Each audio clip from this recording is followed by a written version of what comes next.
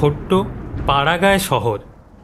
বিকেল থেকে অনবরত বৃষ্টি হচ্ছে, পথে লোকজন নেই, একটা গরুর গাড়িও চলছে না।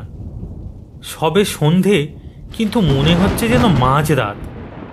বৃষ্টির একঘেয়ে শব্দ ছাড়া কোথাও এতটুকু শব্দ নেই। না বইছে জোলো হাওয়া, না ডাকছে একটা ঝিঝি। মাঠের শেষ সীমানাতেই কেশব মজুমদারের বাড়ি। তেজারতি কারবার করে কেশবের বিস্তর পয়সা, কিন্তু হলে কি হবে, মনে তার সুখ নেই। কদিন থেকেই এ অঞ্চলটায় ডাকাতি হচ্ছিল। উড়ো খবর এসেছে কেশবের বাড়িতেও শিগগিরই ডাকাত পড়বে। লাঠি, সোটা, হাতিয়ার, বন্দুক সব সে হাতের কাছে জোগাড় করে রেখেছে বটে, কিন্তু মনে তার তবু স্বস্তি নেই। এবার শুয়ে পড়ো। ডাকাতদের তো আর খেয়ে দিয়ে কাজ নেই, জলের মধ্যে তারা বিছানা ছেড়ে বাইরে বেরোবে। হ্যাঁ, এইবার শুয়ে পড়তে হয় বই কি, কিন্তু বাইরে কি যেন দরজাটা ধাক্কা দিচ্ছে না? দরজায় নয়, তোমার মাথায় ধাক্কা দিচ্ছে। আওয়াজটা আরো বেশি স্পষ্ট হয়ে উঠেছে। আশ্চর্য, তুমি শুনতে পাচ্ছ না? কি বুদ্ধি তোমার! ডাকাতেরা তোমাকে দরজা খুলে দেওয়ার জন্য সকাতরে অমন সাধবে কিনা? তারা হুড়মুড় করে খিল কপাট ভেঙে চলে আসতে পারে না? হাওয়া, ওটা হাওয়ার শব্দ। না না, স্পষ্ট মানুষের গলা। কে? ডাকাতেরা তাদের নাম ধাম তোমাকে বলবে কিনা? কি বুদ্ধি! কে? আমি আমি কে? আমি মনীন্দ্র। মনীন্দ্র?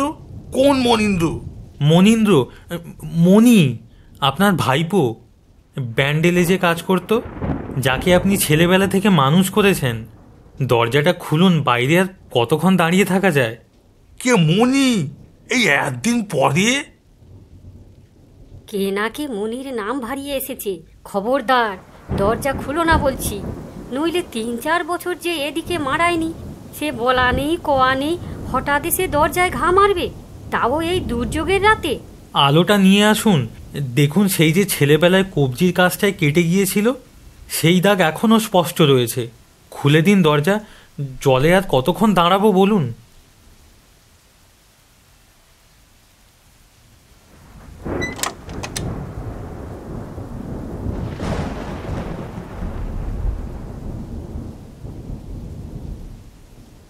আমাকে সম্বর্ধনা করার অদ্ভুত আয়োজন দেখছি যে। কিছু মনে করিস নি বাবা, এদিকে আজকাল বড্ড ডাকাত পড়েছি তো, তাই সব সময় এমনি সাবধান হয়েই থাকতে হয়। কখন কি হয় বলা যায় না তো। তা আমি জানি, তা জেনেই তো আমি এলাম। কোত্থেকে এলি এই এত রাতে ট্রেনে? সেই ব্যান্ডেল থেকে। তোর চাকরি আছে না? সে চাকরিটা গেছে। কদিন এখানে ওখানে ঘোরাঘুরি করলুম, শুনলুম আপনাদের এখানে বড় বিপদ, তাই ভাবলুম একবার দেখা করে আসি। তা বেশ করেছিস। ওর কিছু খাবার জোগাড় করো তো চট করে। না, আমার খিদে নেই। শোবার জন্য এখন একটা বিছানা পেলেই আমি খুশি। আপনারা আবার মিছিমিছি কেন জেগে আছেন? ঘুমোতে যান এবার। ডাকাত এলে আসবে, ভয় কি? আমি তো আছি। আমি তবে এত পথ ভেঙে এলুম কি করতে? চাকরি খুইয়ে এখন থেকে এখানেই তবে শেকড় গজিয়ে বসবে নাকি? কাকার ভাত খুব সস্তা পেয়েছো না? না, কাল ভোরেই আমি আবার চলে যাব, ভয় নেই। তবে এক রাত থেকে তুমি কি এমন সাহসের ভোজবাজি দেখাবে শুনি? ডাকাতরা তো আর তোমার ফরমাস মতো আসবে না। তবু তো একটা রাত আপনারা নিশ্চিন্ত হয়ে ঘুমোতে পারবেন, সেইটাই বা কি কম কথা? ঘুমে আমার চোখ ঢুলে আসছে। শিগগিরই বিছানা করে দিন। এই বাইরের ঘরটাই বা মন্দ কি? হ্যাঁ রে মনি, এত জলের মধ্যে দিয়ে এলি, তবু এক ফোঁটা ভিজলি না? সঙ্গে আমার এক বন্ধু আসছিল যে, সেই তো তার ছাতায় আমাকে এগিয়ে দিয়ে গেল। আপনারা আর মিছিমিছি কেন জেগে আছেন? ঠান্ডা রাত, গা ভরে ঘুম আসবে। শুতে যান, বাইরের ঘরে আমিই তো রইলুম পাহারায়, তবে আর ভয় কিসে? আহা, যা টিংটিঙে চেহারা, তার বীরত্বের বহর দেখো একবার। খাটের নিচে 2-1টা ইঁদুরের গর্ত আগে থেকে খুঁজে রেখো, নইলে চাকরি গেছে, প্রাণটাও যাবে আর কি।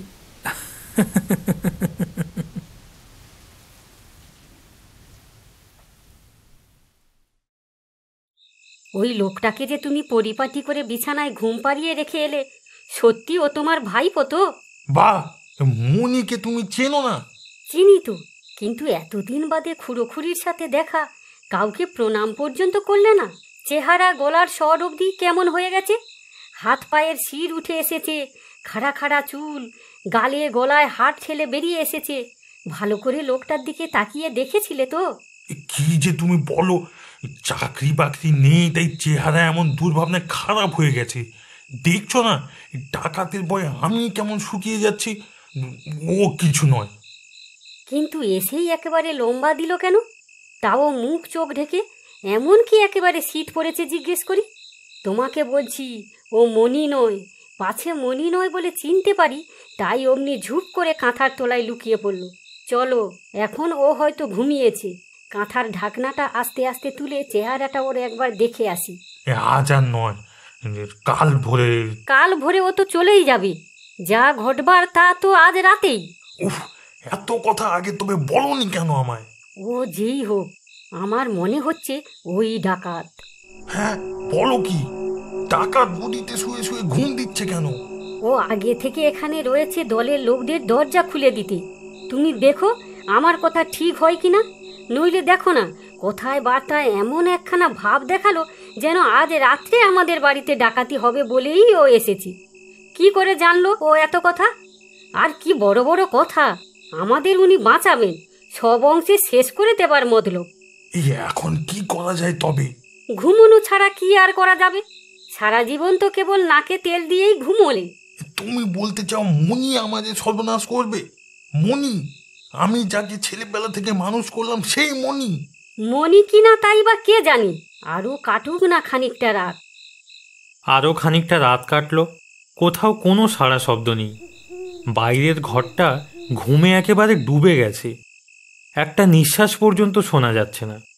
কেশবের হালকা একটু তন্দ্রা এসেছিল, হঠাৎ বাইরে তুমুল গোলমাল শুরু হলো।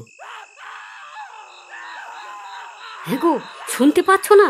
বাড়িতে ডাকাত পড়েছে। কোথায়? গোলমালটা ঠিক আক্রমণের নয়, যেন পলায়মান কতগুলি লোকের ভীত কাতর আর্তনাদ। গোলমালটা বাড়ির মধ্যে না এসে ক্রমশ যেন দূরে সরে যাচ্ছে। ব্যাপার কি? বাইরের ঘরে এসে কেশব জানালা দিয়ে দেখল, বৃষ্টির পর আকাশে তখন ঘোলাটে একটু জ্যোৎস্না ফুটেছে। সেই আবছা আলোতে স্পষ্ট দেখা গেল একদল লোক ঊর্ধ্বশ্বাসে প্রাণ নিয়ে ছুটে পালাচ্ছে। কি যেন একটা কিছু দেখে তারা ভীষণ ভয় পেয়েছে। এত গোলমাল, আর তোমার বীর ভাইপোর এখনো ঘুম ভাঙলো না? উনি এসেছিলেন আমাদের ধনে প্রাণে রক্ষা করতে। মনি, এই মনি, মনি, এই মনি! কিন্তু কোথায় মনি? সমস্ত বিছানাটা যেমনি সাদা তেমনি পরিপাটি, কোথাও একটা রেখা পর্যন্ত নেই। বাইরে এসে দেখা গেল ডাকাত সত্যি এসেছিল। অনেক কিছুর চিহ্ন তারা ফেলে গেছে, ছোরা, শাবল, মুখোশ, লোহার ছোট ছোট ডান্ডা, এমনকি এক পাটি জুতো। কিন্তু মনি গেল কোথায়? এই সামান্য ব্যাপারটা তুমি বুঝতে পারছো না? পুলিশ কোথাও এদিকে টহল দিচ্ছিল হয়তো, তাই দেখে ডাকাতরা চোঁচা ছুটে পালিয়েছে। আর উনি তোমার মনি হচ্ছেন ডাকাত দলের সর্দার। কি করে আর শুয়ে থাকেন বলো? ওদের সঙ্গে উনিও দিলেন দৌড়। হ্যাঁ, তাই হবে। যদি তাই না হবে, ও ফিরে আসতো না? ডাকাত তাড়িয়ে দেবারই যদি ওর মুরত থাকতো, তবে নিজে ও সেই সঙ্গে পালিয়ে যাবে কেন? ঠিক বলেছ, নইলে ওই বা সেই সঙ্গে পালিয়ে যাবে কেন? কিন্তু কিছু নেবার চেষ্টা না করে দলকে দল এইভাবে পগার পার হয়ে গেল, এও একটা রহস্য বটে। রহস্য না হাতি? না পালালে দেখতে কখন তোমার ভাইপোই তোমার বুকে ছুরি বসিয়ে দিত। দেখো না, আসুক না পুলিশ। দলের সর্দারকে যখন চিনতে পেরেছি, তখন আর ভাবনা নেই।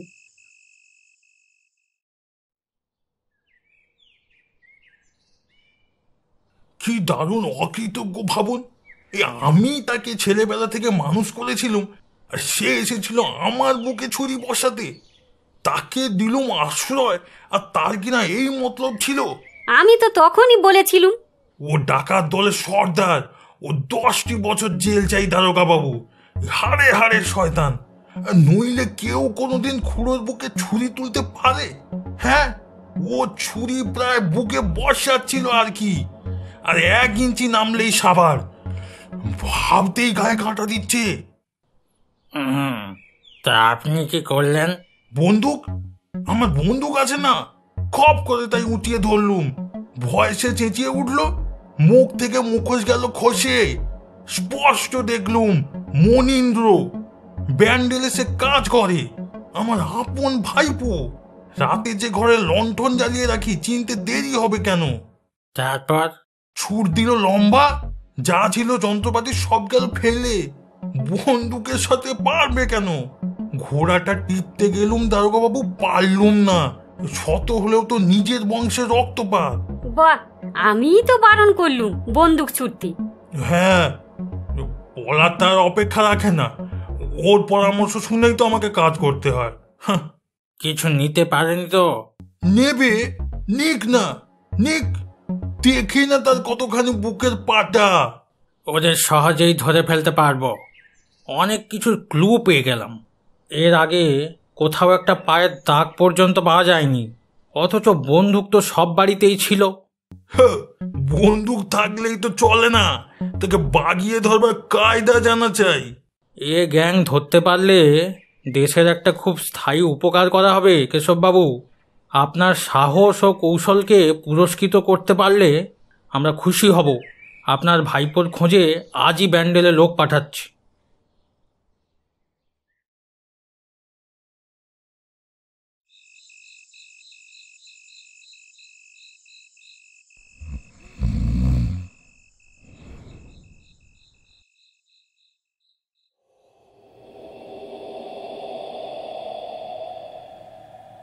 কে কে? আমি। চিনতে পারছেন না? এই দেখুন কবজির কাটা দাগ। কেশব ভয়ে ভয়ে চারদিকে তাকালো। কারো কোনো অস্তিত্বের দেখা নেই। আমি আপনাকে খুন করতে এসেছিলাম? আমি খুব অকৃতজ্ঞ, তাই না? বন্দুক, আমার বন্দুক নিয়ে এসো শিগগির। কি মনি, তুমি কোত্থেকে? কাল যেখান থেকে এসেছিলাম। কি মনে করে এসেছো জিজ্ঞেস করতে পারি? ধরা দিতে এসেছি। আপনি থাকতে পুলিশ কেন আর কষ্ট করে বলুন? পুরস্কারটা আপনারই হোক। আহা, সে কি কথা? তুমি হলে গিয়ে আমার ভাইপো, তোমাকে ধরিয়ে দেবো কি? বসো, তোমার খুড়িমাকে ডেকে আনি। বন্দুক আনতে যাচ্ছেন? তার দরকার নেই। বন্দুকে আমার কিছু করতে পারবে না। বসুন, একটা কথা বলি। কাল আমি ডাকাতদের তাড়িয়ে দিয়েছিলাম। আপনি আমাকে মানুষ করেছিলেন, সেই কথা আমি ভুলিনি। কিন্তু কিন্তু কি করে তাড়ালে? আমি যে ম্যাজিক জানি, সেই ম্যাজিক দেখাতেই তো তারা চম্পট দিল। দেখবেন সেই ম্যাজিক। মণি চেয়ার ছেড়ে উঠে দাঁড়িয়েছে। তার মাংসল মূর্তিটা ধীরে ধীরে শুকনো সাদা কঠিন উলঙ্গ কঙ্কালে রূপান্তরিত হয়ে যাচ্ছে। এক একটা করে মাংসপিণ্ড ঝরে পড়ছে, আর তার স্বর হয়ে আসছে অস্পষ্টতর। আমি আপনার এমন একটা উপকার করলুম, আর আপনি দিলেন আমাকে এই অকৃতজ্ঞতার অপবাদ। চাকুন খুড়িমাকে, দেখে যান আমার এই চিংচিঙে দুর্বল দেহ কি ভয়ঙ্কর শক্তি ধরে। দেখে যান আমি সত্যি ডাকাত তাড়াতে পারি কিনা।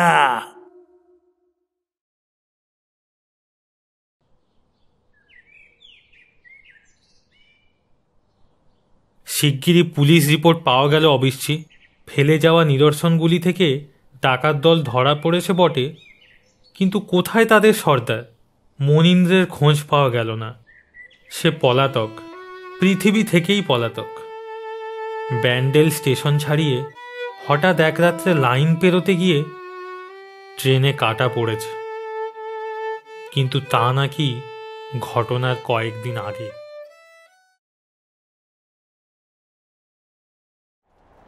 বাবা, তুই ঘরে কবে আসবি বলতো?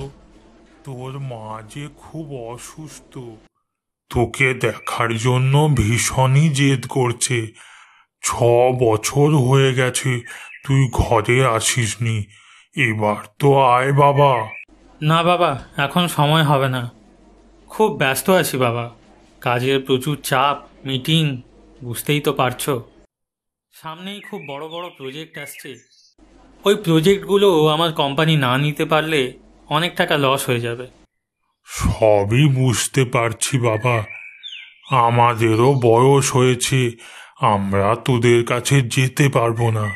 তোরা তো কটা দিনের জন্য আসতে পারিস বৌমা আর বাচ্চাটাকে সঙ্গে নিয়ে। কতদিন দেখিনি বলতো। তোর মায়ের যে খুব শরীর খারাপ, একটু আসবি না বাবা? না বাবা, এখন একদমই যেতে পারছি না, মাকে ডাক্তার দেখাও, টাকা পয়সা যা লাগবে আমাকে বলো, আমি পাঠিয়ে দিচ্ছি। সুরজিৎ একটি বিশাল মাল্টিন্যাশনাল কোম্পানির প্রজেক্ট হেড, অনেক টাকা মাইনে, সেই সাথে দায়িত্বও খুব। কোম্পানির লাভ ক্ষতি অনেকটাই সুরজিতের একটি সিদ্ধান্তের উপর নির্ভর করে। সুরজিতের বিয়ে হয়েছে আজ বছর 5 হবে। রূপালী সুরজিতের বউ, ভীষণ সুন্দরী আর খুব আধুনিক। তাদের একটি সন্তানও আছে, তনয়, সে স্কুলে ক্লাস 2তে পড়ে। ওদিকে সুরজিতের গ্রামের বাড়িতে তার বুড়ো বাপ মা একাই থাকেন। ছেলে 6 বছর আগে বড় শহরে চলে যায় নিজের ভবিষ্যৎ গড়তে। বাবা মা চায়নি তাদের একমাত্র সন্তান তাদের ছেড়ে এত দূরে চলে যাক, কিন্তু সন্তানের মুখ চেয়ে তারা নিজেদের দুঃখ কষ্টকে বুকের মধ্যে চেপে রেখে হাসি মুখেই সুরজিৎকে বিদায় জানায়। কথা ছিল যখনই সময় পাবে সুরজিৎ এসে বাবা মার সাথে দেখা করে যাবে বেশ কিছুদিন গ্রামের বাড়িতে থেকে। প্রথমের দিকে 1-2 বার বাড়িতে এলেও তারপর আর সে সময় বের করতে পারেনি বাড়িতে আসার। ক্রমে বিয়ে, বাচ্চা সবই হয়, কিন্তু বুড়ো বাপ মার তাদের বৌমা আর নাতিকে চোখের দেখা দেখবার মতো সৌভাগ্য হয়নি। হ্যাঁ গো, ছেলে কি বললো? আসবে আসবে, ঠিক চলে আসবে তাড়াতাড়ি, তুমি চিন্তা করো না, ঔষধগুলো খেয়ে নাও। আর ওষুধ খেয়ে কি হবে? আমার আমার দিন শেষ। আর এইভাবে কতদিন আমাকে মিথ্যে আশা দেবে বলো তো? ওরা ওরা আর কোনো দিনও আসবে না গো। এইভাবে ওদের পথ চেয়ে বসে থাকতে থাকতে আমার আমার মৃত্যুর ডাক চলে এলো। আমি আমি আর আমার ছেলে বৌমার নাতিকে দেখতে পাবো না। কি কি পাপ করেছিলাম কি জানি। ছেলেকে কি এই জন্যই এত দূর পড়াশুনো করিয়েছিলাম? একদিনের জন্য এই বয়স্ক মা বাবাটাকে দেখতে আসতে পারে না গো? হ্যাঁ গো, আমাদের আমাদের শিক্ষায় কি কোনো ভুল ছিল? দূর থেকে টাকা পাঠিয়ে দিলেই কি সব দায়িত্ব পালন হয়ে যায়? আমাদের সাথে কি শুধু ওর টাকা পয়সার সম্পর্ক?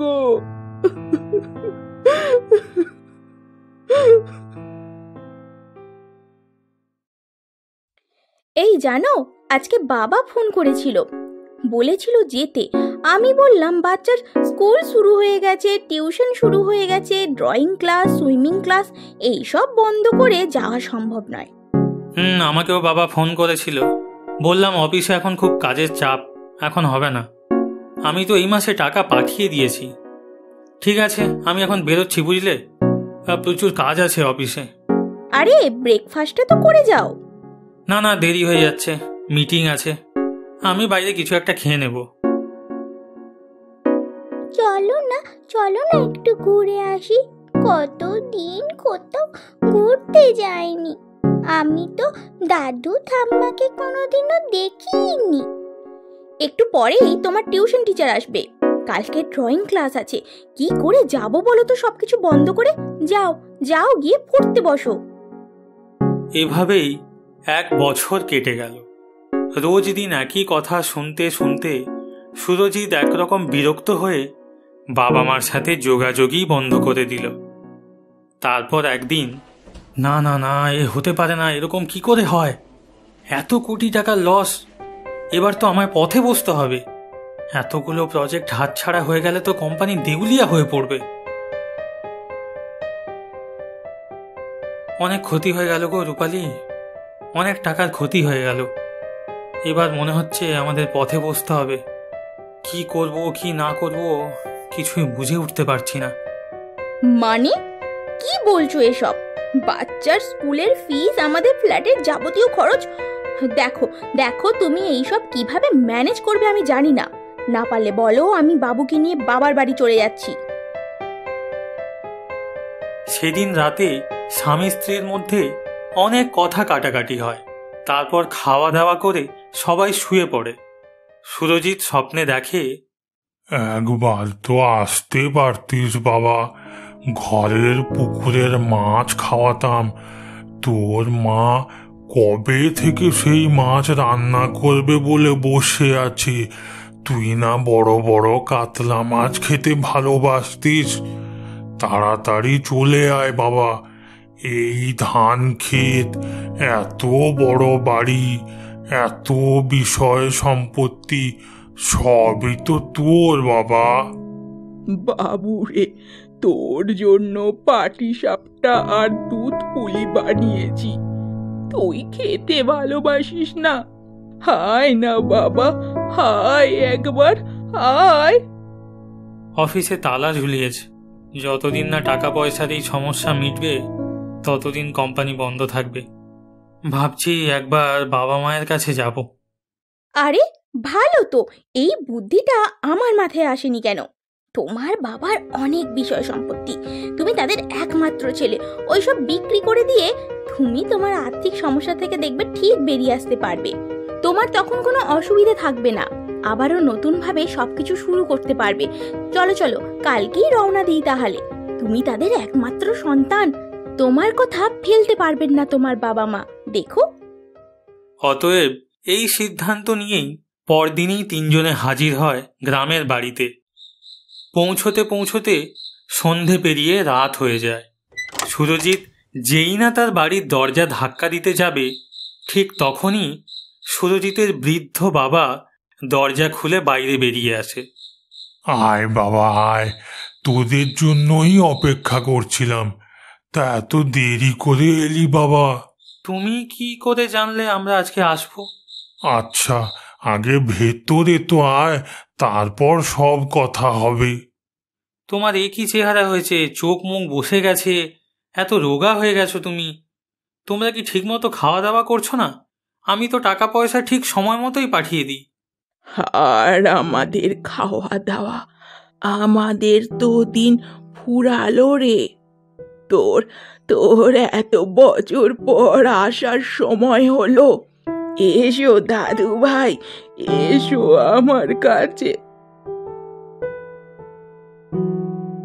খেতে বসো তোমরা, হাত পা ধুয়ে আমি তোমাদের খাওয়ার বেড়ে দিচ্ছি। তোমরা কি করে জানলে বলো তো যে আমরা এখানে আসবো? ও সব কথা পরে হবে, এখন খেয়ে নাও আগে। আর তোমরা খাবে না? আমাদের খাওয়া হয়ে গেছে বাবা, আমরা তো অত রাত করি না। বাবা, একটা খুব দরকারি কথা ছিল। আমি এখানে বেশি দিন থাকতে পারবো না। আমি যে কোম্পানিতে কাজ করি তা দেউলিয়া হয়ে গেছে।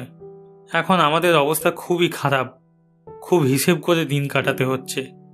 আস্তে আস্তে যেটুকু টাকা পয়সা জমিয়েছিলাম তাও শেষের পথে। এরপর তোমার বৌমার নাতিকে নিয়ে পথে বসতে হবে আমাকে। সে কি বাবা, এ তো খুবই খারাপ সংবাদ। তুমি এক কাজ করো, তুমি তোমার সমস্ত জায়গা সম্পত্তি বিক্রি করে আমাকে তার টাকা পয়সা দাও। ও সবই তো আমার, তোমাদের পরে তো ওই সব সম্পত্তিতে আমারই অধিকার। গ্রামে এত সম্পত্তি ফেলে রেখে কি হবে বলো তো? সব বিক্রি করে টাকা পয়সা দাও, যাতে আমি নতুন করে একটা ব্যবসা শুরু করতে পারি। সব কিছু কালকের মধ্যেই মিটিয়ে নেব, পরশু চলে যাব আমরা। আরে তোরা আসতে না আসতেই আবার যাওয়ার কথা বলছিস? 4 দিন আমাদের সাথে থাকতে নেই? কত বছর ধরে অপেক্ষা করার পর তোদের দেখা পেয়েছি, একটু থাকবি না এখানে? না বাবা, আমার হাতে সময় খুবই কম, যা করার তাড়াতাড়ি করতে হবে। এবার বুঝেছি, তাহলে শুধু টাকার দরকারেই আমাদের কাছে ছুটে এলি। তোমাদের আর কি, দিনকাল গিয়ে এককালে ঠেকেছে তোমাদের। বাচ্চার লেখাপড়া আছে, আমার একটা ভবিষ্যৎ আছে, এই সব ভাবতে হয় আমাকে। তুমি তাড়াতাড়ি সমস্ত কিছু রেডি করো।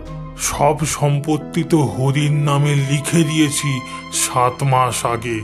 হরি আমাদের 6 বছর সন্তানের মতো দেখভাল করেছে, বিপদে আপদে পাশে থেকেছে।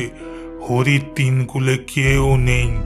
ওর বউটা রোজ তোর মার সেবা করত। আচ্ছা আচ্ছা, ও সব কথা থাক না এখন। বাবারে, তোর জন্য পায়েস বানিয়েছি, খেয়ে নে বাবা, ঠান্ডা হয়ে যাচ্ছে যে। রাখো তো তোমার পায়েস তোমার কাছে।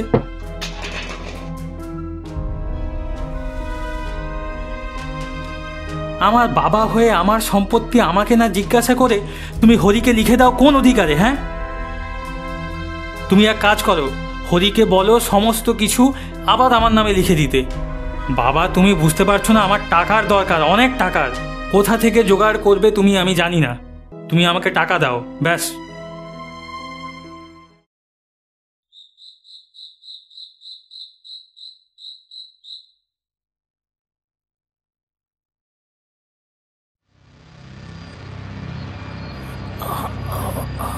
পাঁচটা মিনিট ভালো করে কথা বলতে পারিস না?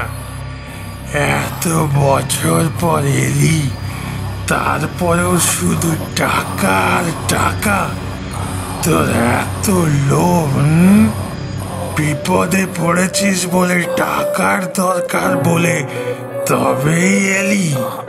শহরে গিয়ে এত স্বার্থপর হয়ে গেছিস তুই? ছোটবেলায় সেই পায়েস আমার কোলে বসে খেতিস, সেই পায়েস আজকে ফেলে দিলে?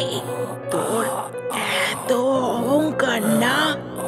তোকে আমরা একটা টাকা পয়সা দিয়েও সাহায্য করব না। এই সব সম্পত্তি আমরা হরিকে দেব। হরি আমাদের দেখাশোনা করেছে। হঠাৎ সুরজিতের ঘুম ভেঙে যায়। চারিদিকে চেয়ে দেখে একটা কালি ঝুলি ভর্তি ভাঙা ঘরের মধ্যে তারা 3 জন পড়ে আছে। কোথায় তাদের সেই পুরনো বাড়ি? কোথায় বিছানা? চারিদিকে ধুলো, ঝুল, অন্ধকার আর ভাঙা আসবাবপত্র। সুরজিৎ কিছুই বুঝতে পারে না। সকাল হয়ে আসছে, সে বাবা মাকে খোঁজার জন্য ঘরের এপাশ ওপাশ দেখতে থাকে, কিন্তু কোথাও কাউকে দেখতে পায় না। হঠাৎ দরজা খুলে হরি ঢোকে। আরে দাদাবাবু, তোমরা কখন এলে? তোমরা কি রাতে এইখানেই ছিলে? হ্যাঁ হ্যাঁ। সে কি গো, এখানে কেন থাকতে গেলে এই নোংরার মধ্যে? সাপকো পোকামাকড় আছে, আমাকে খবর দিতে পারতে, আমি তো ব্যবস্থা করে দিতাম। আমি কতবার তোমাকে যোগাযোগ করার চেষ্টা করেছি দাদাবাবু, চিঠি পাঠিয়ে, কোনো উত্তর আসেনি তোমাদের। অপেক্ষা করতে করতে বাবু মশাই আর মা চলে গেলেন। মৃত্যুর সময়ও চিঠি পাঠালাম, তুমি এলে না। কি বলছিস তুই জাতা? কালকে বাবা মায়ের সাথে কথা হয়েছে আমার, আর বাবা মা বলল তোকে সমস্ত সম্পত্তি লিখে দিয়েছে। কি বলছো দাদাবাবু? মা 7 মাস আগে মারা গেছেন, আর তার কিছুদিন পরেই বাবু মশাইও গত হলেন। যাওয়ার সময় আমাকে বলে গেলেন, হরি, আমার দিন শেষ। তোর মাকে ছাড়া আমার আর চলে না রে। যাওয়ার আগে তোকে একটা দরকারি কথা বলে রাখি। আলমারির ভেতরে আমার সমস্ত সম্পত্তির দলিল রাখা আছে। তুই দলিলটা যত্নে রাখিস বাবা। আমার ছেলে যদি কোনোদিন আমাদের মৃত্যুর খবর পেয়ে আসে, তাহলে তাকে ওই দলিলটা দিস মনে করে। আর আলমারির ড্রয়ারে বেশ কিছু নগদ টাকা রাখা আছে, ওগুলো তুই নিস বাবা। আর এই বাড়িটা আজ থেকে তোর। এই বাড়িটা তুই দেখভাল করিস। তারপর তোমাকে অনেক চেষ্টা করেও যোগাযোগ করতে পারিনি। বাবু মশাইয়ের মুখাগ্নি আমাকেই করতে হয়। মৃত্যুর আগে মা তোমাকে খুব করে দেখতে চেয়েছিল। সুরজিতের চোখ কপালে উঠে যায়। তাহলে কাল রাত থেকে যারা তাদের সাথে এত কথা বলছিল তারা কারা? এসব কি স্বপ্ন, নাকি বাবা মার আত্মা আমাদের জন্য ছিল এতদিন এই বাড়ির মধ্যে? আমি আমার বাবা মাকে মৃত্যুর আগে একবারও দেখতে এলাম না। তাদের সাথে এত খারাপ ব্যবহার করলাম, অথচ দেখো তারা দায়িত্ব নিয়ে সব সম্পত্তির কাগজপত্র আমার জন্য কেমন গুছিয়ে রেখে গেছে। আর আমি নির্লজ্জের মতো সেই সমস্ত সম্পত্তিতে অধিকার বসাতে এসেছি। এতটা পর করে দিলাম। নিজের উপর আমার ধিক্কার জানাতে ইচ্ছে হচ্ছে রূপালী। না, আমার কিছু লাগবে না। হরি, তুই সব রেখে দে। এই বাড়ি আর এই সব সম্পত্তির মালিক আজ থেকে তুই। তুই আমার বাবা মাকে নিজের বাবা মার মতো সেবা যত্ন করেছিস। এসব কিছুর উপর শুধুমাত্র তোরই অধিকার। তুই তাদের যোগ্য সন্তান। আমার একটা কিছু লাগবে না। না দাদাবাবু, আমি এত সব নিয়ে কি করব? তুমি নাও, আমার কিচ্ছু লাগবে না এসব। না হরি, আমাকে একটা সুযোগ দে এত বড় পাপের প্রায়শ্চিত্ত করার। নিজের বাবা মার শেষ মুহূর্তে চিতায় আগুন অবধি দিতে পারিনি, এত বড় পাপী আমি। ওই সম্পত্তি যদি আমি নিয়ে নিই তাহলে বাবা মা কোনোদিন আমায় ক্ষমা করবে না। তাদের সন্তান হওয়ার অন্তত একটা কর্তব্য আমাকে পালন করতে দে। সুরজিৎ আর রূপালী মন খারাপ করে বসে বসে ভাবতে থাকে বাবা মা তাদের কতই না ভালোবাসত, আর তাদের প্রতি তারা কত বড় অন্যায় করেছে। মনে মনে বাবা মার কাছে ক্ষমা চায় সুরজিৎ।